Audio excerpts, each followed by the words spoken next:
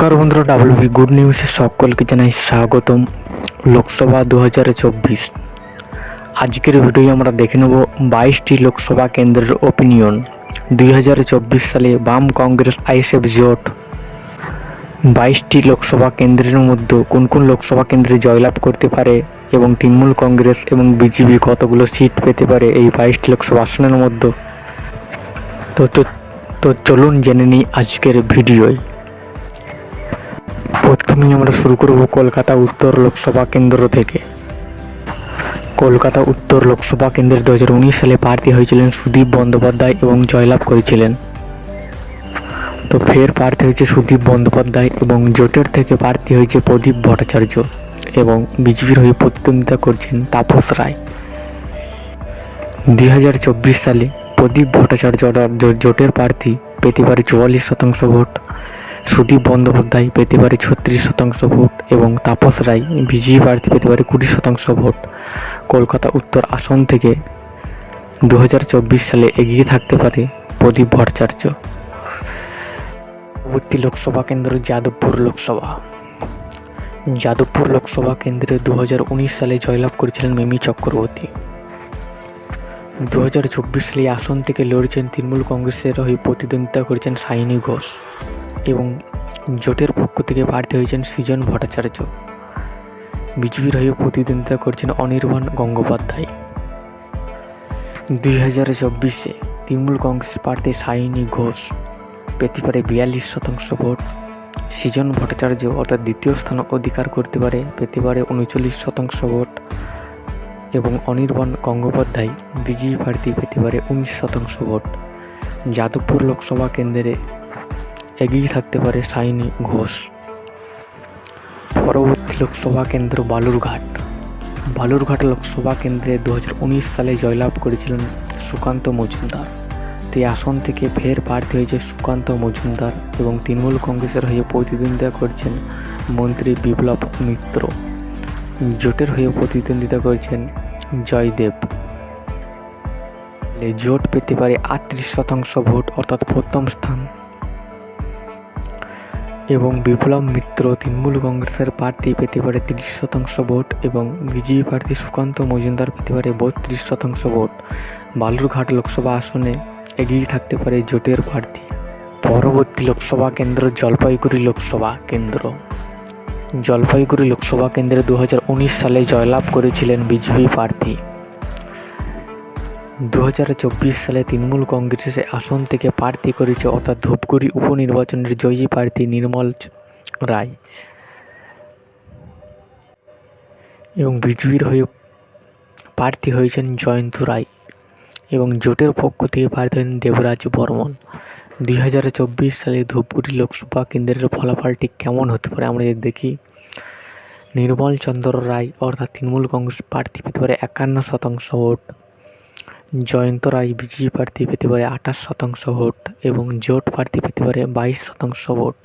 এগিয়ে থাকতে পারে নির্মল চন্দ্র রায়। পরবর্তী লোকসভা কেন্দ্র দমদম লোকসভা কেন্দ্র। দমদম লোকসভা কেন্দ্রে 2019 সালে জয়লাভ করেছিলেন সৌগত রায়। এই লোকসভা কেন্দ্রে ফের প্রার্থী হয়েছে তৃণমূল কংগ্রেসের অর্থাৎ সৌগত রায় এবং জোটের হয়ে প্রতিদ্বন্দ্বিতা করেছেন সুজন চক্রবর্তী। বিজেপির হয়ে প্রতিদ্বন্দ্বিতা করছেন শিলভদ্র দত্ত। দমদম লোকসভা কেন্দ্রে 2024 সালে জোট প্রার্থী সুজন চক্রবর্তী পেতে পারে 45% ভোট, সৌগত রায় পেতে পারে 41% ভোট, বিজেপি পেতে পারে 14% ভোট। দমদম লোকসভা আসনে এগিয়ে থাকতে পারে সুজন চক্রবর্তী। পরবর্তী লোকসভা কেন্দ্র বর্ধমান দুর্গাপুর লোকসভা কেন্দ্র। বর্ধমান দুর্গাপুর লোকসভা কেন্দ্রে 2019 সালে জয়লাভ করেছিলেন এস আলুলিয়া অর্থাৎ বিজেপি প্রার্থী। 2024 এই আসন থেকে বিজেপির হয়ে প্রতিদ্বন্দ্বিতা করছেন দিলীপ ঘোষ। তৃণমূল কংগ্রেসের হয়ে প্রতিদ্বন্দ্বিতা করেছেন কীর্তি আজাদ। তো এই লোকসভা কেন্দ্রে 2024-এ হাড্ডাহাড্ডি লড়াই হতে চলেছে। এই লোকসভা কেন্দ্রে 2024 সালে জোটের প্রার্থী পেতে পারে 30% ভোট এবং কীর্তি আজাদ তৃণমূল কংগ্রেস প্রার্থী পেতে পারে 36% ভোট এবং বিজেপি প্রার্থী পেতে পারে দিলীপ ঘোষ 34% ভোট। বর্ধমান দুর্গাপুর আসন থেকে এগিয়ে থাকতে পারে তৃণমূল কংগ্রেসের প্রার্থী কীর্তি আজাদ। পরবর্তী লোকসভা কেন্দ্র জয়নগর লোকসভা কেন্দ্র। জয়নগর লোকসভা কেন্দ্রে 2019 সালে জয়লাভ করেছিলেন প্রতিমা মণ্ডল। 2024 সালে ফের প্রার্থী হয়েছিল প্রতিমা মণ্ডল। এই আসন থেকে জোটের হয়ে প্রতিদ্বন্দ্বিতা করেছেন মেঘনাথ হালদার অর্থাৎ আইএসএফ প্রার্থী, এবং বিজেপির হয়ে প্রতিদ্বন্দ্বিতা করেছেন অশোক কান্ডারি। এই লোকসভা কেন্দ্রে 2024-এর ফলাফলটি কেমন হতে পারে? আইএসএফ প্রার্থী মেঘনাথ হালদার পেতে পারে 42% ভোট। তৃণমূল কংগ্রেসের প্রার্থী পেতে পারে 39% ভোট। বিজেপি প্রার্থী পেতে পারে 19% ভোট। জয়নগর আসন থেকে এগিয়ে থাকতে পারে আইএসএফ প্রার্থী। পরবর্তী লোকসভা কেন্দ্র বনগাঁ লোকসভা কেন্দ্র। বনগাঁ লোকসভা কেন্দ্রে 2019 সালে জয়লাভ করেছিলেন শান্তনু ঠাকুর।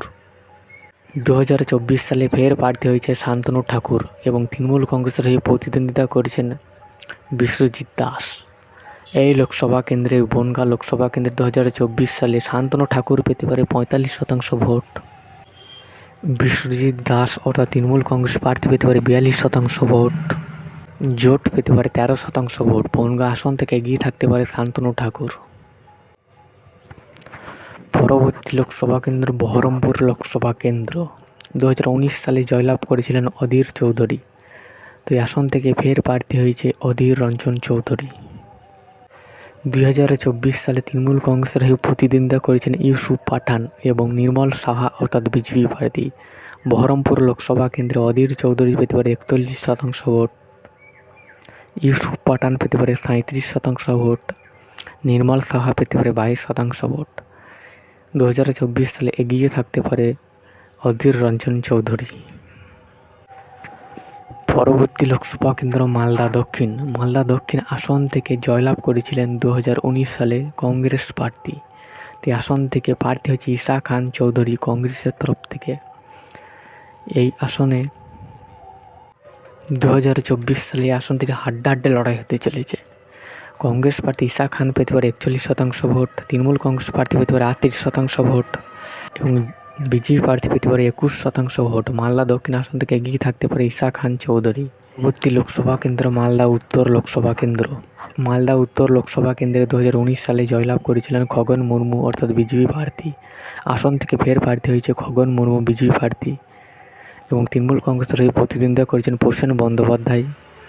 আইএসএফের হয়ে প্রতিদ্বন্দ্বিতা করছেন মোহাম্মদ সোহেল এবং মুশতাক আহমেদ অর্থাৎ কংগ্রেস প্রার্থী। মালদা উত্তর আসন থেকে 2024 সালে জোট পেতে পারে 20% ভোট। আইএসএফ পেতে পারে 22% ভোট। প্রসেন বন্দ্যোপাধ্যায় তৃণমূল কংগ্রেস প্রার্থী পেতে পারে 33% ভোট এবং খগেন মুর্মু পেতে পারে 19% ভোট। তো এই আসন থেকে এগিয়ে থাকতে পারে প্রসেন বন্দ্যোপাধ্যায়। পরবর্তী লোকসভা কেন্দ্র বাঁকুড়া লোকসভা কেন্দ্র। বাঁকুড়া লোকসভা কেন্দ্রে 2019 সালে জয়লাভ করেছিলেন সুভাষ সরকার অর্থাৎ বিজেপি প্রার্থী। 2024 ফের প্রার্থী হয়েছে সুভাষ সরকার। তৃণমূল কংগ্রেসের হয়ে প্রতিদ্বন্দ্বিতা করেছেন অরূপ চক্রবর্তী। জোটের প্রার্থী নিরঞ্জন দাস। তাই আসন থেকে জোট পেতে পারে 40% ভোট। অরূপ চক্রবর্তী তৃণমূল কংগ্রেস প্রার্থী পেতে পারে 34% ভোট। সুভাষ সরকার পেতে পারে 26% ভোট। বাঁকুড়ায় আসন থেকে এগিয়ে থাকতে পারে জোট প্রার্থী। পরবর্তী লোকসভা কেন্দ্র শ্রীরামপুর লোকসভা। শ্রীরামপুর লোকসভা কেন্দ্রে জোটের হয়ে প্রতিদ্বন্দ্বিতা করেছেন দীপেনিশা ধর এবং আইএসএফের হয়ে প্রতিদ্বন্দ্বিতা করেছেন বাপি মল্লিক এবং কল্যাণ বন্দ্যোপাধ্যায় তৃণমূল কংগ্রেসের প্রার্থী এবং কবির শঙ্কর বোস বিজেপি প্রার্থী। আসন থেকে 2024 সালে জোট পেতে পারে 28% ভোট। আইএসএফ পেতে পারে 10% ভোট। কল্যাণ বন্দ্যোপাধ্যায় পেতে পারে 36% ভোট এবং কবির শঙ্কর বোস পেতে পারে 26% ভোট। আসন থেকে এগিয়ে থাকতে পারে কল্যাণ বন্দ্যোপাধ্যায়। পরবর্তী লোকসভা কেন্দ্র হুগলি। হুগলি লোকসভা কেন্দ্রে 2019 সালে জয়লাভ করেছিলেন লকেট চট্টোপাধ্যায়। তো এই আসন থেকে ফের প্রার্থী হয়েছে লকেট চট্টোপাধ্যায় এবং তৃণমূল কংগ্রেসের হয়ে প্রতিদ্বন্দ্বিতা করছেন রচনা ব্যানার্জি। জোটের প্রার্থী মনদীপ ঘোষ। তো এই আসন থেকে 2024 সালে জোট পেতে পারে 19% ভোট। রচনা বন্দ্যোপাধ্যায় পেতে পারে 48% ভোট। লকেট চট্টোপাধ্যায় পেতে পারে 33% ভোট। 24 সালে এগিয়ে থাকতে পারে রচনা ব্যানার্জি। পরবর্তী লোকসভা কেন্দ্র রানাঘাট লোকসভা কেন্দ্র। 2019 সালে জয়লাভ করেছিলেন জগন্নাথ সরকার। তো এই আসন থেকে জোটের হয়ে প্রতিদ্বন্দ্বিতা করেছেন। 2024 সালে ঠিক কেমন ফলাফল হবে রানাঘাট লোকসভা কেন্দ্রে? মুকুটমণি অর্থাৎ পেতে পারে 45% ভোট, জগন্নাথ সরকার পেতে পারে 42% ভোট, জোট পেতে পারে 19% ভোট, এগিয়ে থাকতে পারে মুকুটমণি।